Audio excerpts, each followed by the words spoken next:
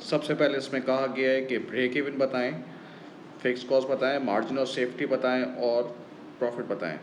Break even वो point होता है जिसमें टोटल कॉस्ट और टोटल रेवेन्यू आपस में इंटरसेक्ट करते हैं, वो कहलाता है break even. No profit no loss, सही है ना। तो ये आपका 40,000 पे आपका हो जाएगा ब्रेक इवन। ठीक है भाई। वो कह रहा है ब्रेक इवन आपको रेवेन्यू जिसे कहते हैं निकालना है। अब ब्रेक इवन रेवेन्यू से अब मुझे सेलिंग प्राइस अगर नहीं दी हुई होगी तो मैं कैसे निकालूंगा? मैं ऐसे निकालूंगा, ये 90,000 सेल्स है, इज दैट राइट? और ये 60,000 यूनिट्स हैं। जब मैं इसको डिवाइड करूंगा तो मेरे पास एक यूनिट की प्राइस आ जाएगी। तो ये आ गया break even revenue. 40,000 into 1.5 is 60,000 आ गया ब्रेक इवन रेवेन्यू। फिर वो कह रहा है फिक्स कॉस्ट। बेटा फिक्स कॉस्ट ऑब्वियसली सी बात है, अगर आपको ब्रेक इवन का ग्राफ बनाना आता है तो ये यहाँ से जहाँ से आपकी टोटल कॉस्ट उठती है ना, वो आपका होता है, ये होती है फिक्स कॉस्ट। बेटा इस सवाल को करने से पहले अगर आपको ब्रेक इवन ग्राफ में थोड़ा भी मसला है, ये सवाल आपसे नहीं होगा। तो इस सवाल का प्री रिक्विजिट है कि आपको बहुत अच्छा आना चाहिए। तो फिक्स कॉस्ट जब आप बनाते हैं तो आपको पता है आप टोटल कॉस्ट यहाँ से उठाते हैं, तो ये रही फिक्स कॉस्ट। फिक्स कॉस्ट आ रही है आपकी 40,000। मार्जिन ऑफ सेफ्टी का फॉर्मूला क्या है? Units minus break even units. आप यूनिट्स कितने बना रहे हैं ये देखें भाई, 60,000, और आपके ब्रेक इवन कितने 40, तो ये आ जाएगा 20,000। तो वो कह रहा है मार्जिन ऑफ सेफ्टी का रेवेन्यू निकालो। सेलिंग प्राइस कितनी थी 1.5, margin of safety break even निकाल के, ब्रेक इवन यूनिट्स निकाल के आप सेलिंग प्राइस से मल्टीप्लाई कर देते थे तो ये आपके पास 30,000 आ जाए। अब वो कह रहा है प्रॉफिट निकालो। ठीक है भाई, आपके पास सेल्स कितनी है? ये रही भाई सेल्स 90,000। आपके पास वेरिएबल कॉस्ट कितनी है? ये देखो, ये यहाँ तक आ रहा है 30,000। तो ये आपके पास आ जाएगा कंट्रीब्यूशन 60,000। आपके पास फिक्स कॉस्ट कितनी है? ये देख लो भाई 40,000 है ना फिक्स कॉस्ट आपकी। तो आपके पास प्रॉफिट आ गया 20,000। ठीक है बेटा। अब वो क्या कह रहा है, उसमें कुछ चेंजेस कह रहा है।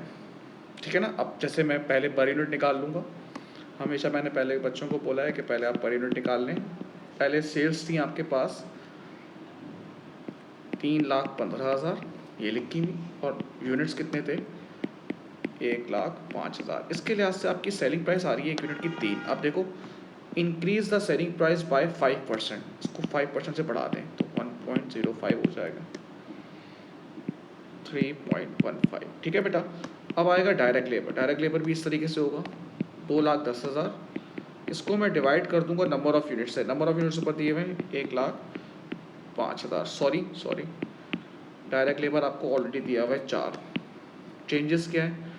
इंक्रीज द कॉस्ट पर आर है 5% से बढ़ रहा है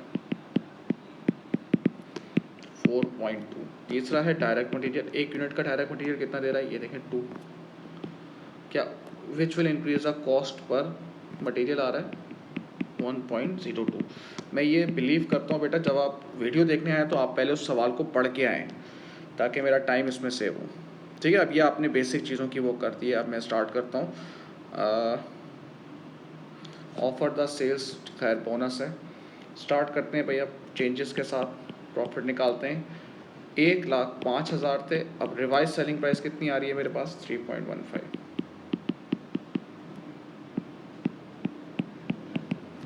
फिर है डायरेक्ट लेबर लिखा हुआ है, सॉरी लेबर लिखा हुआ है। कितने यूनिट्स हैं? 1,05,000। एक यूनिट में कितने घंटे लग रहे? 0.5। और रेट कितना लग रहा था? 4.2 रिवाइज रेट था 2,205,100। फिर डायरेक्ट लेबर के बाद डायरेक्ट मटेरियल रखा हुआ है 1,05,000 है। एक यूनिट में कितना किलो लग रहा था? 0.25। और कितना है भाई? 2.04, 53550। तो ये कंट्रीब्यूशन हमारे पास आ गया है 56,700। फिक्स कॉस्ट आपको कितनी दी हुई है? ऊपर दी हुई है 34,500। और आपके पास ये जो इंक्रीज फिक्स कॉस्ट है एडवर्टाइजमेंट, वो आ गई 6,000। अच्छा, बोनस के बारे में वो कह रहा है, कह रहा है 2% ऑफ द बोनस होगा सेल अबव 80,000। चले भाई, आपने कितनी बेची है? 1,05,000, इसमें से 80,000 पे नहीं है बोनस। 1,05,000 को 3 जीरो कर दिएगा, माइनस 80,000, जो भी आंसर आए उसको आप पहले बताएं कितना आंसर आ रहा है। ये आ रहा है 25,000 यूनिट। इसकी सेल्स निकालें, सेलिंग प्राइस कितनी है आपकी? 3.15, और इसका कितने परसेंट है? 2%। वो क्या कह रहा है? 2% ऑफ द सेल्स रेवेन्यू जो आपने अर्न किया 80% से ज़्यादा। तो मैंने कितने बेचे हैं भाई? 105। कितने परसेंट ज़्यादा? 80। तो इसका मतलब है 25,000 यूनिट्स हैं। वो कह रहा है सेल्स रेवेन्यू पे चाहिए, तो मैं इसको मल्टीप्लाई कर दूंगा सेलिंग प्राइस पे और इसका 2% ले लूँगा।